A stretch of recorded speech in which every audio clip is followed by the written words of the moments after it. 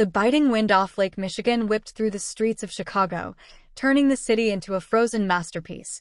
But inside the Drake Hotel, the air was warm and thick with the scent of pine and expensive ambition. While limousines lined up like shiny beetles, purring softly as they deposited men in tuxedos and women in glittering gowns onto the red carpet, a simple yellow taxi pulled up to the curb, carrying the man who held the fate of everyone inside in his pocket. The young valets, shivering in their crisp uniforms, barely glanced at the taxi. Their eyes were trained on the Bentley behind it, eager for the tips that usually accompanied Italian leather and chrome. Jamal Rivers stepped out onto the slushy pavement, not waiting for a door to be opened for him. He adjusted his scarf against the chill. He wasn't wearing a tuxedo. Instead, he wore a navy wool suit that had seen better days. The cut was from a different decade, slightly boxy around the shoulders, but the fabric was clean and pressed with meticulous care. It was the suit his late wife Martha had given him for their 30th anniversary, and to Jamal, it was worth more than every designer label in the room combined. He paid the driver and added a generous tip, offering a polite nod that the driver returned with a surprised smile. As Jamal turned toward the revolving gold doors, a young valet stepped forward, hand raised as if to direct him toward the service entrance. But before the boy could speak, a deep, gravelly voice cut through the noise of the traffic. "Mr. Rivers?" Jamal stopped and looked up. Standing by the main doors, wrapped in a heavy greatcoat with gold braiding, was Elias. The head doorman's face was lined with age and the cold, but his eyes were sharp and warm. "Elias," Jamal said, a genuine smile breaking across his face, softening the stern lines of his jaw. He walked past the confused young valet and extended a hand, not a fist bump, but a firm, respectful handshake. "I didn't think you'd be working Christmas Eve." "It's been years." "Bills don't take holidays, sir," Elias chuckled, gripping Jamal's hand with both of his. "And neither does the rheumatism. But it is good to see you. You haven't changed a bit. Still wearing that lucky blue suit." "Martha's favorite," Jamal said softly, patting the lapel. "How is the family? How is that little granddaughter of yours?" "Maya, right?" Elias's smile faltered for a second, his gaze dropping to the snowy pavement. She's holding on, sir. It's a tough winter for her lungs. The medicines are pricey, but we are managing. We always do." Jamal's expression didn't change, but his eyes deepened with empathy. He reached into his pocket, bypassing his wallet, and pulled out a folded, crisp bill he had prepared earlier. He pressed it into Elias's palm, closing the old man's gloved fingers over it. It was $100 bill, a Benjamin. "For the little one's medicine," Jamal whispered, his voice low so the other staff wouldn't hear. "Get her something warm. Merry Christmas, Elias." Elias looked at the money, then up at Jamal, his eyes glistening under the hotel lights. "Mr. Rivers, you didn't have to. You really are a gentleman." "Nonsense," Jamal said, patting the man's shoulder. "You're the one standing out in the cold so others can feel warm. That's a gentleman." Jamal turned to the entrance. The security guard inside the glass doors hesitated, his eyes scanning Jamal's dated suit and lack of a tuxedo. He looked ready to step forward and ask for a ticket or an ID, perhaps even direct him to the delivery bay. But Elias caught the guard's eye through the glass and gave a sharp, authoritative nod, the kind that said, "He belongs here." The guard stepped back, opening the door.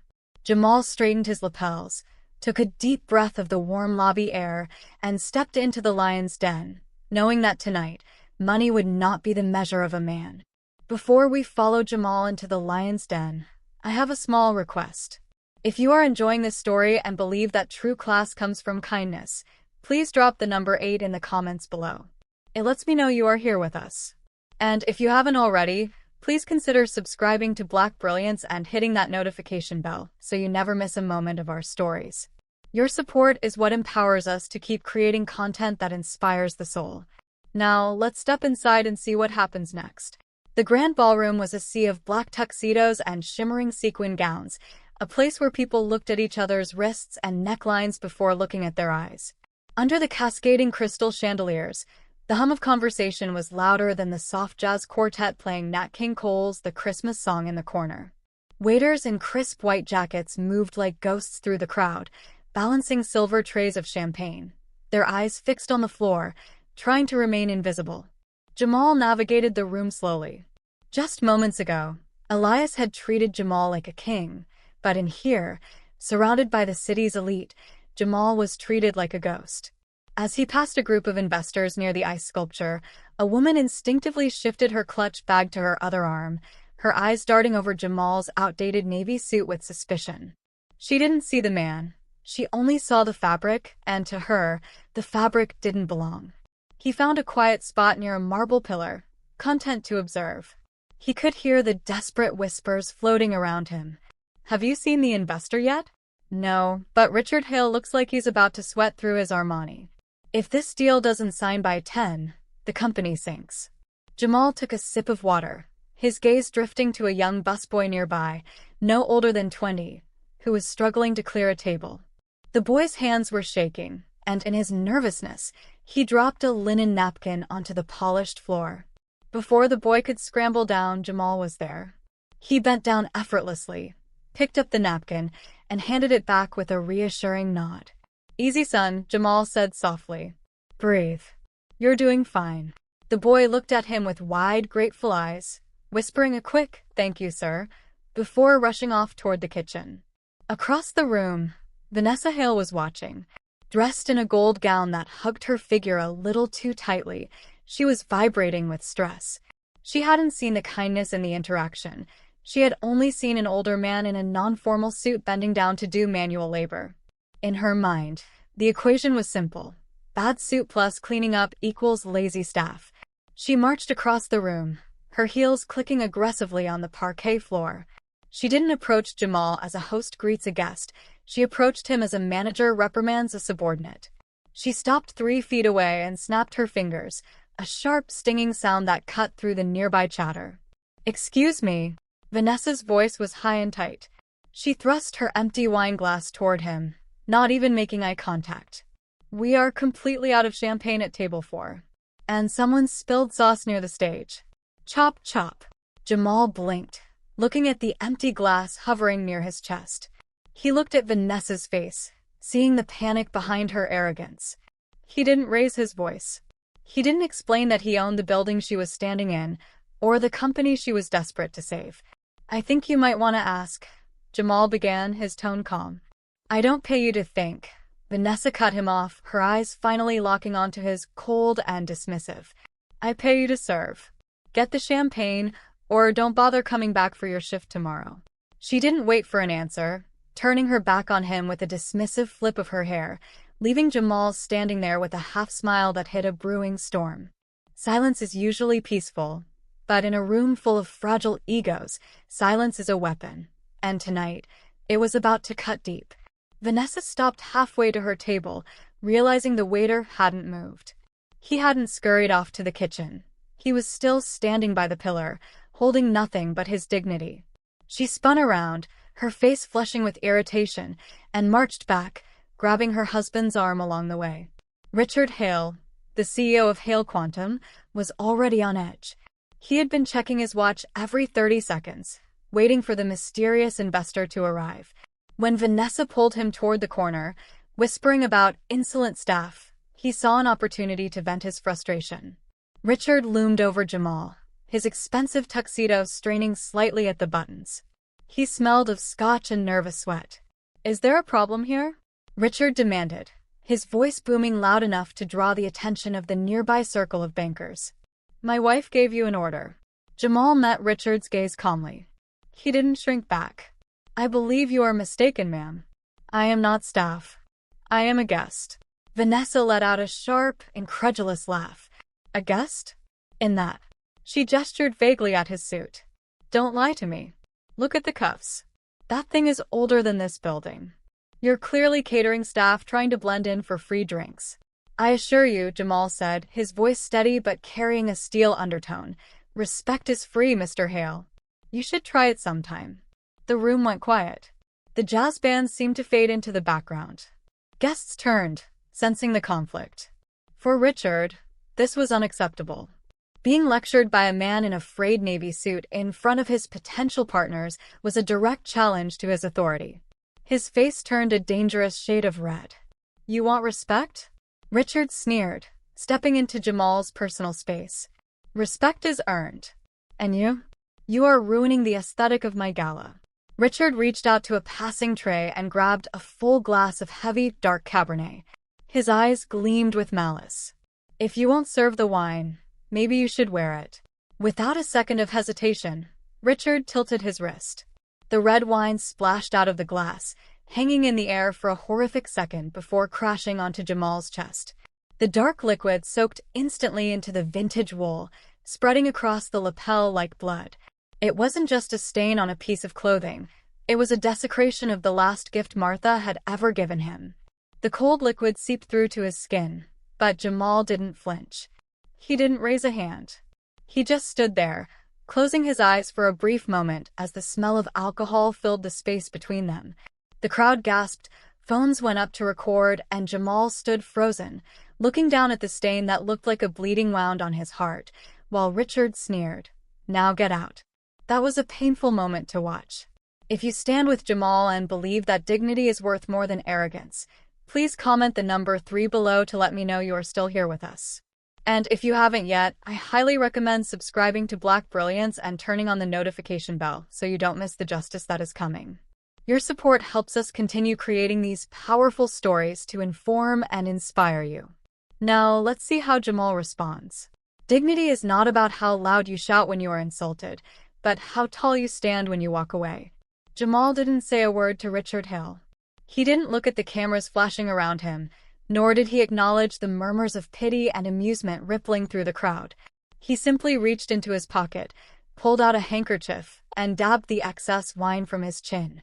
Then, with a slow, deliberate nod, as if dismissing an unruly child, he turned on his heel and walked toward the exit. The red wine was still dripping from his vintage jacket, a stark contrast to the pristine white snow falling outside the revolving doors, visible through the lobby windows. The walk from the ballroom to the main entrance felt like a mile. Guests parted like the Red Sea, some averting their eyes, others staring openly at the dark stain ruining the navy wool. Jamal kept his head high, his eyes fixed on the revolving doors, his breathing steady despite the adrenaline coursing through his veins. As he pushed through the glass doors and stepped back into the lobby, the noise of the party faded, replaced by the hushed tones of the hotel staff. Elias, who was holding the door for a departing couple, froze when he saw Jamal. The doorman's smile vanished, replaced by a look of sheer horror. "Mr. Rivers." Elias scrambled forward, abandoning his post for a moment. "My God, sir. Did someone hurt you? Is that blood?" "It's just wine, Elias," Jamal said, his voice calm but tired. "Expensive wine, wasted on a cheap trick." Elias looked at the soaked lapel, shaking his head with a mix of anger and sadness. He reached into his own heavy greatcoat and pulled out a clean white cotton handkerchief, ironed and folded perfectly. Without asking, he stepped close and began to gently blot the worst of the stain on Jamal's chest. "Let me call a car for you, sir. Or get you a towel. You shouldn't go out in the cold like this. It'll freeze on you." Jamal gently stopped Elias's hand. He looked at the doorman, a man who stood in the cold all night for minimum wage yet had more class in his little finger than the billionaire inside the ballroom. "Thank you, Elias," Jamal said, warmth returning to his eyes. "You are the only gentleman I met in this building tonight." "Sir." Elias didn't know what to say. "Go back inside, stay warm," Jamal ordered gently. He stepped out from under the awning into the biting wind. The snow was falling harder now, covering the city in silence. Jamal walked a few paces away from the valet stand, into the shadows where the streetlights couldn't reach him. He reached into his pocket and pulled out his phone. His fingers, numb from the cold, tapped the screen decisively. He brought the phone to his ear. It rang once. "Sir." A sharp, professional voice answered immediately. "We are ready for the signing. Are you inside?" "Marcus," Jamal said, his voice cutting through the wind like a blade. "It's me. The deal with Hale Quantum. Kill it." There was a pause on the other end. "Kill it, sir? But the papers are drafted. The transfer is queued. Withdraw every cent immediately. Flag their accounts for review. They are not the partners we are looking for." "Understood. Initiating now." He snapped the phone shut just as the taxi arrived, leaving the hotel behind in the snow, knowing that the storm he just unleashed was far colder than the winter wind. Inside the grand ballroom, the band was playing a lively swing tune, but the mood in the room was about to drop faster than the temperature outside. The waiters had mopped up the spilled wine, leaving only a faint damp spot on the parquet floor as a memorial to the ugliness that had just occurred. Vanessa was still laughing with her friends near the chocolate fountain, retelling the story of the clumsy old waiter with exaggerated hand gestures, unaware that her laughter was the soundtrack to her husband's ruin. "Can you believe the audacity?" she giggled, taking a sip from a fresh glass. "Coming in here looking like he raided a thrift store and then refusing to work?" Richard handled it perfectly, though. Someone needed to teach him a lesson. Richard, meanwhile, was circling the room, trying to project confidence. He clapped investors on the back, assuring them that the unfortunate interruption was just a minor hiccup and that the mysterious partner from Rivers Capital would be arriving any minute to sign the digital contracts. But as he moved through the crowd, he noticed something shifting. It started as a murmur, a low vibration that undercut the music. Then, pockets of silence began to open up around the room. Phones were lighting up in hands, one by one, then in clusters. Blue light reflected off anxious faces. "Did you see the alert?" someone whispered loud enough for Richard to hear. "Rivers Capital just issued a press release," another voice replied, sounding stunned. Richard frowned, reaching into his pocket for his own phone. It was vibrating incessantly. He unlocked the screen and saw a dozen missed calls from his CFO. Then, a notification banner slid down from the top. "Urgent. Funding transfer blocked. Account flagged." His blood ran cold. Before he could dial out, the music stopped abruptly. The band leader looked confused, lowering his trumpet as a low feedback whine cut through the speakers. The massive LED screen behind the stage, which had been displaying the logo Hail Quantum, the future, flickered. The room gasped. The logo disappeared, replaced by a live feed from a financial news network. The headline was bold and read: "Rivers Capital terminates $800 million partnership with Hail Quantum." "What is this?" Vanessa shrieked, dropping her smile. Richard fixed the screen. But Richard couldn't move. Beneath the headline was a photo of the founder of Rivers Capital. It wasn't a stock photo of a man in a tuxedo. It was a candid shot taken just minutes ago outside the hotel, uploaded by a paparazzi or a news outlet tracking the deal.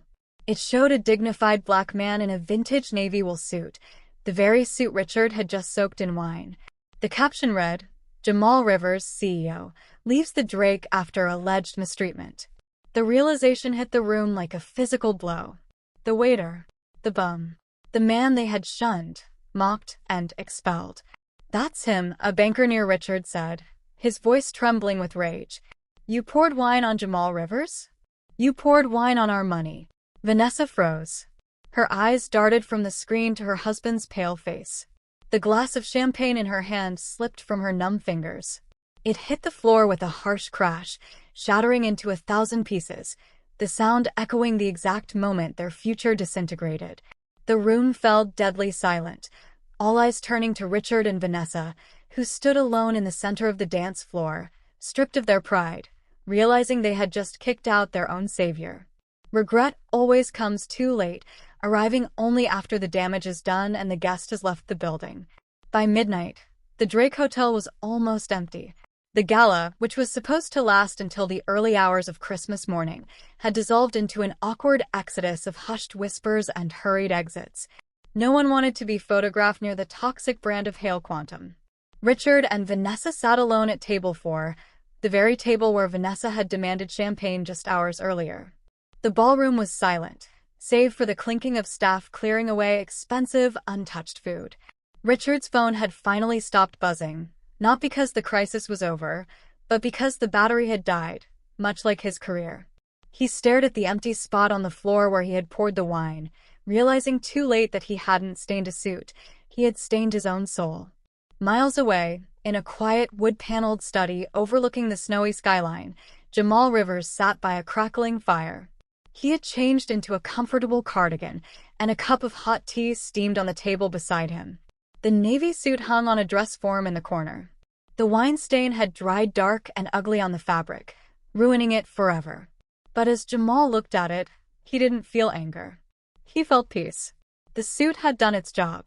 It had acted as a mirror, reflecting the true nature of the people he was about to trust with his life's work. Martha would have been proud. The sun began to creep over Lake Michigan the next morning, painting the icy city in hues of soft pink and gold. At the hotel entrance, Elias was finishing his shift, his bones aching from the long, cold night. He was buttoning his coat to leave when the concierge called out to him. "Elias, wait up. A courier dropped this off for you. Said it was urgent." He handed Elias a thick, cream-colored envelope. It was heavy. Elias frowned, confused. He didn't know anyone who would send him a courier. With trembling hands, he broke the wax seal.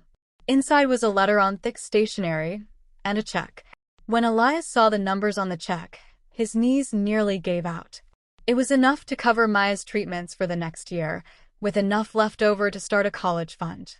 He grabbed the counter to steady himself, his breath catching in his throat in a sob of pure relief. He unfolded the note. The handwriting was elegant and firm. "Character is the only currency that matters. Thank you for being rich in kindness when everyone else was poor in spirit. Give Maya a Merry Christmas for me. J.R." Elias looked up from the paper, tears streaming freely down his face, washing away the exhaustion of the night.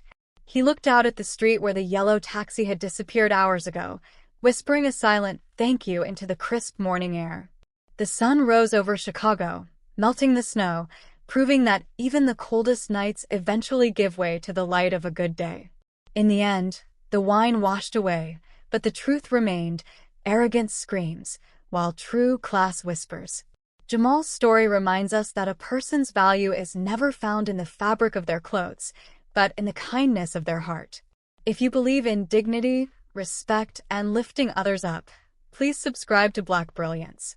Join our community today, and let's share more stories that shine a light on the beauty of the human spirit.